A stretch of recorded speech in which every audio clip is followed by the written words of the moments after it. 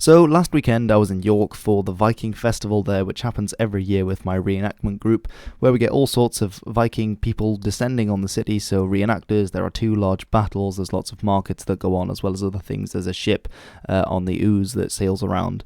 And I actually just wanted to talk about this article. I've got a vlog coming out about the entire weekend when I can work that out, as well as various things on my Facebook. But I saw this article by The Guardian, which seems to really misrepresent what went on. It seems to be very bad captioning of the event. So this front image is quite fun, top points if you can spot me in it, which I am. But I just want to scroll down and have a look at some of the captions that they've added. So this one first it seems to be a bit misinformed. Reenactors muster outside York Minster, where we always muster.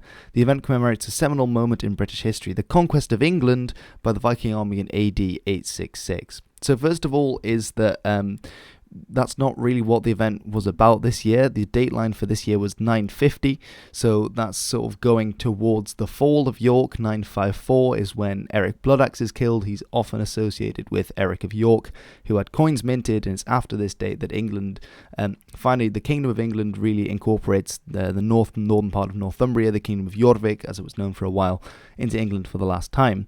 But really, it wasn't really the conquest of all of England in 866. Of course, you had the last kingdoms, Wessex, but then also the other last kingdom, which was the very northern part of Bernicia. I guess that's a bit of a nitpick, and they are kind of oversimplifying. But the dateline for this year was 950, so it's not really 866, as you can tell from the kit being worn. A lot of it is later period than 866. None would be acceptable for that date.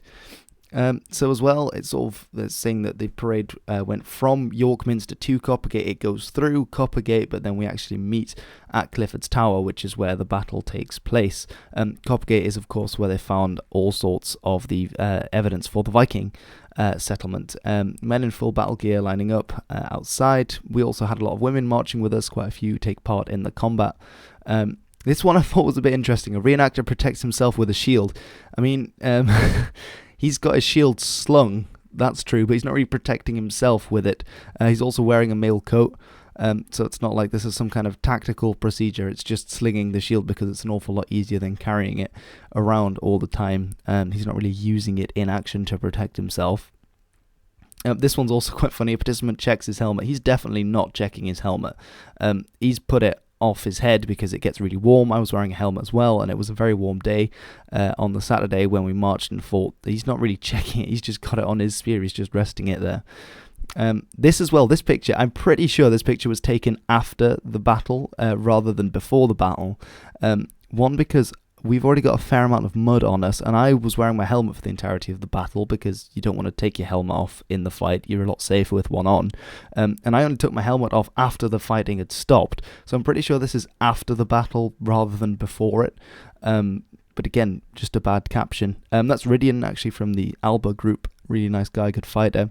A man rallies his troops was also after the battle, not before, and this was just kind of the parting word from Tom Robinson, who did a lot of the organising. He was in the middle there, also commemorating people who we lost this year and sort of some of the briefing of what would go on later on. So again, a bit of a funny caption. This one seems to be all right. This one of the reenactors there getting stuck in. And this as well with all the soldiers on the ground. That was a bit of an issue this year actually in the fight. Was part of the reason that we struggled to go forward was because of the bodies, at least in the bit that I was on the left flank fighting in.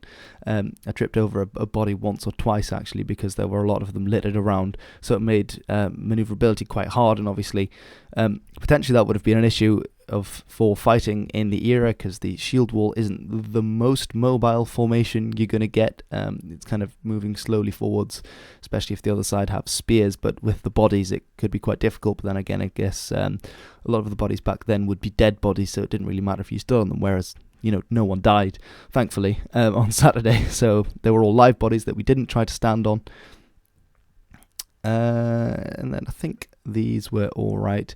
Oh yeah, this as well. This is someone else that I know from the fighting, and he really shouldn't have been injured there. That's one of the rules for reenacting, is that you're not allowed to hit people in the face for obvious reasons. So that was a faux pas on the side of the enemy there, really. This is at the end of the fighting, when some people are celebrating. Now, this one as well has received quite a bit of criticism, this picture, because it says participants remember fallen soldiers from real Norse battles. No, this was actually us remembering 2 members of our reenactment group that unfortunately passed away this year. So this wasn't us remembering real Norse warriors from past battles. This is us remembering people who were in the society and who have now passed on. Again, I don't know where they got that caption from, if they're just sort of making it up for shits and giggles, but yeah, I thought it was a bit weird. I mean, some of them might be a bit nitpicky, but that's just kind of my recollection of the event, and how things went and how they kind of spun it in a different way. Sort of, some of the captions are quite sort of, with a bit of common sense, you can tell he's clearly not checking his helmet, he's looking elsewhere. It's just a slung shield. So a bit of misinformation. Maybe they should research the pictures a bit better before putting them up. But other than that, it was a very fun event, and I'll have some more videos coming out soon. Also, with the Hannibal of the Highlands, a lot of people were asking where that's gone. That is coming out. In fact, I believe it should already be public, but I had some issues with actually getting it to sort of send notifications as an upload. Also, I uploaded that on the day when I was meant to upload something else because of scheduled uploads. So probably what I'll do is take that down and then re-upload it properly on a Friday when I get time to. And then there's also a second part after the Hannibal of the Highlands about another Scottish general, which will then be uploaded following that, probably the week after or 2 weeks after. As well as obviously the York vlog coming and some other stuff on the way.